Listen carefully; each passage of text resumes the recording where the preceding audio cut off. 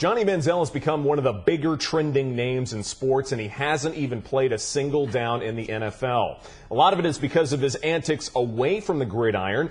It's helped his popularity and branding, but will his partying cause an ultimate downfall? Joining me to discuss this idea is Barbara Bazell, the president and founder of the Bazell Company, an organization that deals in image consulting, public relations, and crisis management. Barbara, thank you so much for joining me. Thanks for having me. Well, first off, if Johnny Manziel were your client, how would that first meeting go down? Well, one of the first things we need to realize in today's social media, there's no such thing as privacy. It just doesn't happen. And he needs to understand that he hasn't proved himself at all. He needs to be studying. He needs to have a better image. And he's just giving his teammates an opportunity to make fun of him, and the other side an opportunity to clean his clock. I mean, he needs to hunker down and be part of a team. There's a certain defiance that he speaks with whenever he talks about his personal life in news conferences. How do you combat that with someone in, say, your position? Well, what we do usually is sit down with them one-on-one, probably with a manager, and discuss the implications of that and what it could mean, and really work through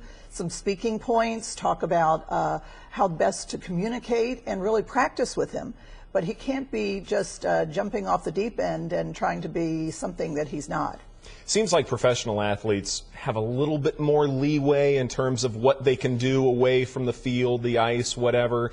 But in the case of Johnny Manziel, it's become enough of a distraction to where people are talking about it. When does it become too much? Well, it becomes too much when you haven't even proved yourself, and he has not even gotten there yet. I mean, as I said, he needs to be studying. He needs to prove himself, because he needs to prove that he's part of the team. He's not an individual, and he's just not there yet. He's really acting like a juvenile playboy. Wow, those are some big words. Well, I don't think, as I said, he's young. But he should have the management who's there to cultivate him and to train him and to guide him through this. I mean, social media has created issues, good, bad, and indifferent, fair or foul. And it's really changed the way that the media look at any celebrity, whether sports or not. And it affects everyone in everyday life, too. But he needs to focus on himself, because he hasn't proved himself. He hasn't proved himself a part of the team. And he's just setting himself up for getting clocked. Cleveland Browns owner Jimmy Haslam has reportedly told Manziel to tone it down just a little bit, but so far he obviously hasn't. How do you handle an employee who is told to do something but then repeatedly doesn't do it? Well, in real life, you give them a written warning, and then the second time, you evaluate whether they need to stay. With a contract like his and with the money involved, I mean, there needs to be some heart-to-heart. It's just like anyone in any industry. You need to sit down with the person and really tell them what the implications are going to be and what his position is, and how important it is as part of the bigger picture. Going back to the team, it is a team. It is not him alone. Obviously, this has helped his branding in so many different levels. I mean, jersey sales have gone up, and more people are asking for things, paying him money for whatever. How do you handle the argument that any publicity is good publicity? Well, I think that's an old term that people use, again, before the social media has imprinted itself. But I think people need to look at, and sponsors are going to look at, how well does he play? If he plays well, the sponsors are going to stay. If he plays badly, the sponsors are going to go away. So I think it's important that he needs to really be guided well and have the management to sit there and make sure he's making the right decisions. What he's done so far has been an embarrassment, I think, to him, his brand, his family, and right now the team. I want to ask you about LeBron James, another Cleveland athlete, right, now that he is going back to the Cavaliers.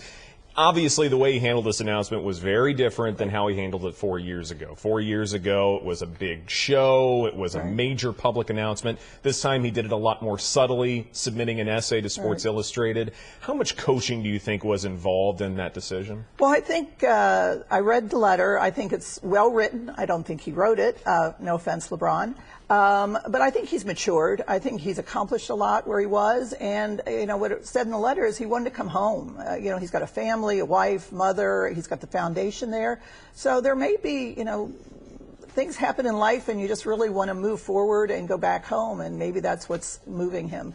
The way he did it, lot of times in the news we say, you know, just issue a statement if that's all you have to say, and he just didn't want to open himself up to a lot of questioning. And I think it's a good reason. I mean, going home is a good reason. And the public perception so far on social media has been very, very positive, and it seems like that either he or his handlers learned a valuable lesson from what happened 4 years ago. Yeah, last time I think it got out of hand. We know it got out of hand. And this time I think the maturity level and the family and the home has come together in a formula that's really made him appear very, very good. Barbara Bazell, president of the Bazell Company, thank you so much for your time. Thank you for having me.